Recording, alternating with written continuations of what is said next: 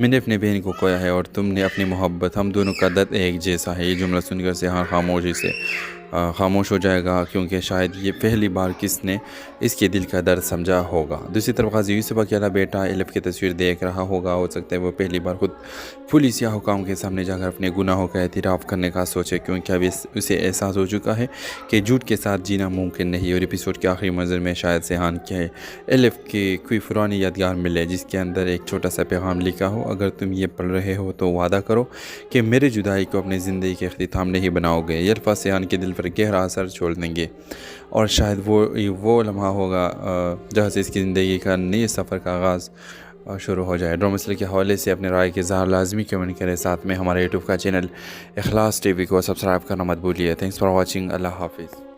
Hello viewers, आने वाली episode में कहानी एक बिल्कुल मुख्तलिफ रुख इख्तियार कर सकती है, जहां राज और हकीकत से ज़्यादा तवज्जो सिहान और गाजी यूसुफ के ताल्लुक़ पर होगी।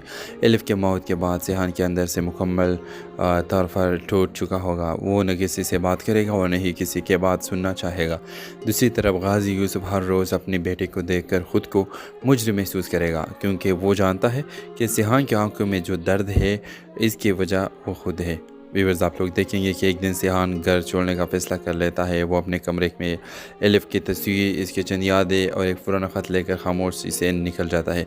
जब गाजी यूसुफ को ये बात पता चलती है तो वो पहली बार अपनी सारी अना बुलाकर अपनी बेटी के पीछे जाता है, लेकिन सिहान इससे मिलने के इनकार कर देता है।